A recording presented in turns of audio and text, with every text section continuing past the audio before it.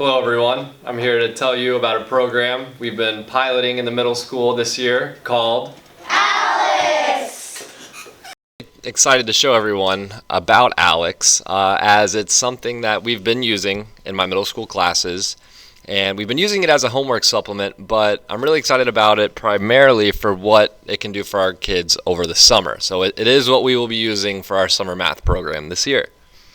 So first off, you all are probably wondering, what is ALEX? Well, essentially, ALEX is an artificially intelligent, web-based learning and assessment system. And the first thing that ALEX will do is it will have our students take a knowledge check. It figures out the current knowledge state of each student. And this knowledge check is essentially an assessment. And on the assessment, it chooses each individual student's question based on their responses to previous questions. And through this, it does it in about 30 questions. And in about 30 questions, it can get a general sense of what the student's current capabilities are, what their weaknesses are, what skills are they lacking, and what skills do they already have. So after the student takes their initial knowledge check, they will actually see their knowledge state as a multicolored pie chart. And that's what we have here in front of us.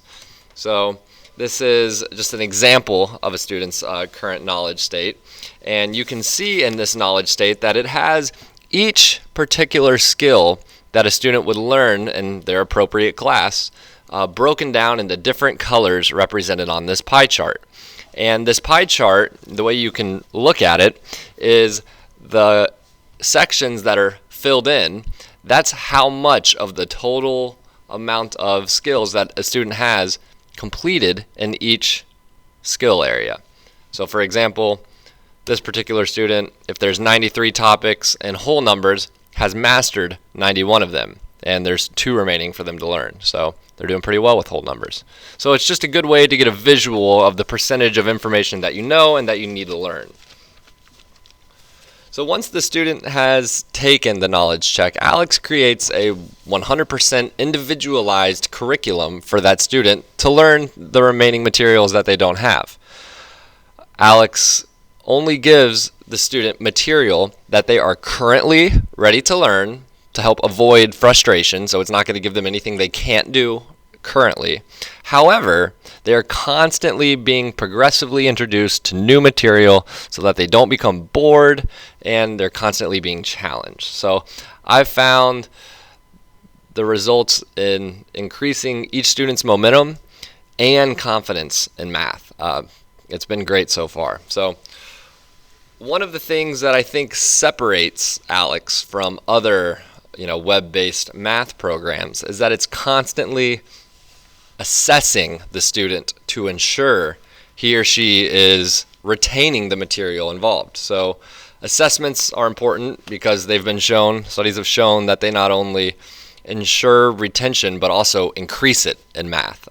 So I think they have their benefit. And these assessments will periodically take place throughout the entire course. And by the end of the course, each student, I am certain, will have improved their math ability and confidence. So let's take a look now more specifically at some of the things and how to use ALEX. So like I said, ALEX creates a unique path for each student to master all of the skills appropriate for that class. And the way you figure out where to begin that path is ALEX actually does it for you. It'll tell you after they take their knowledge check what is up next. So what is the subject that they are going to be working on? For this student, it's area of parallelograms, so it's a little bit of geometry. And so if a student comes over here and clicks on Continue My Path, they will be presented initially with a screen like this. And this screen gives kind of an initial explanation of what they're about to be working on. And I think this is also what separates ALEX for a number of reasons. Okay, so first off, the student would just read through this page. And this problem, for example, is about finding the area of a parallelogram. And everything on this page is interactive. For example, if you didn't know what area was, you could click on this button and get an entire explanation on area using visuals, using definitions, using examples, and they also include a remark with it. So that's awesome. And then they also have sometimes some related skills, but we're not going to get to that right now. So everything on here is interactive. And so as you read through this explanation, not only does it teach the student how to do the types of math, but it also includes the intuitive understandings of why. So for example, the area of a parallelogram is base times height. But instead of just asking a student to trust that it's base times height, they can click on this and get an interactive explanation on where that formula even comes from. So sometime, this one, for example, you can see how part of the figure is shifted over to get just a rectangle, and that's the same area for a rectangle. So, they have lots of great explanations. So that's kind of a general explanation here. So once you've kind of read over this, you're ready to start working on through some problems. And Alex will now progressively give them material for them to work on. And they will just kind of work through their skills this way. Now, if a student gets stuck, Alex provides explanations, which that is the page that we were previously on. So if we go back to practice, and it also includes videos and a dictionary for any of the key words included in this problem. So once again, there are many resources to work through this.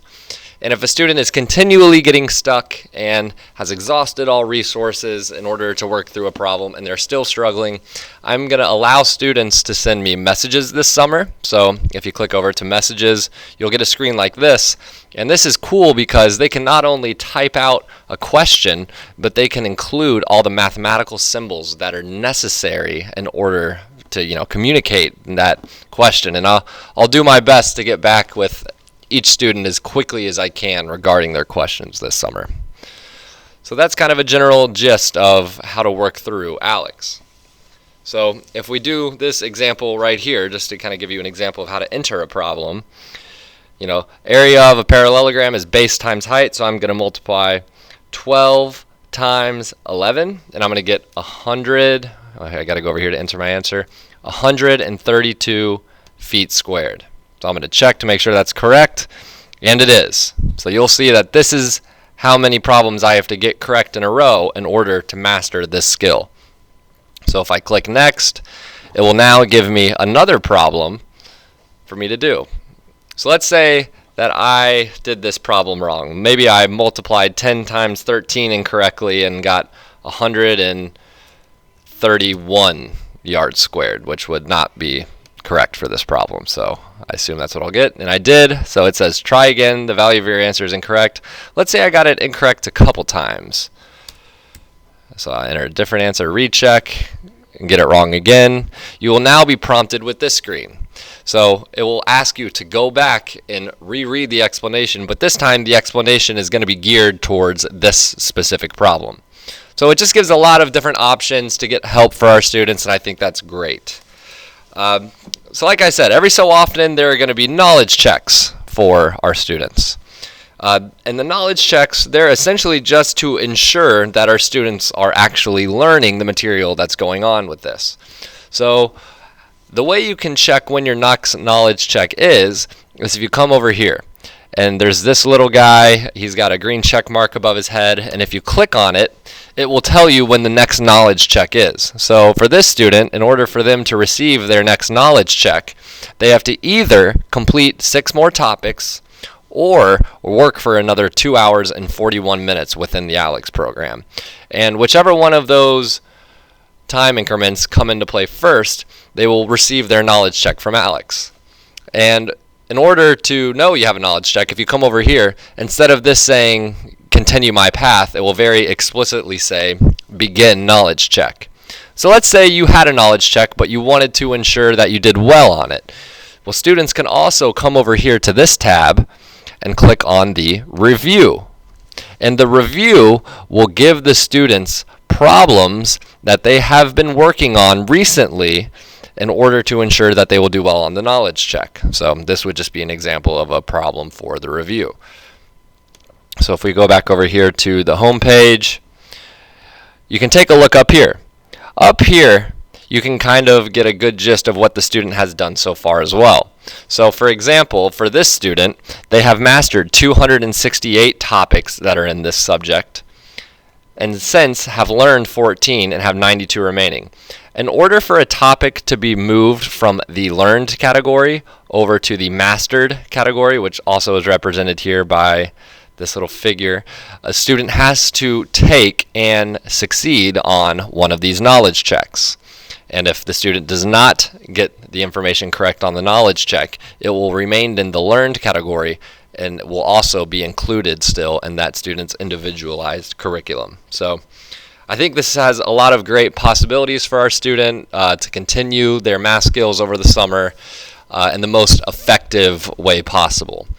So one other side thing is I'm going to be asking the students to take journal entries this summer as they work through this program. One of the things I love about this program is how it is so individualized, but the one critique I have of it is that our students aren't writing out their math enough.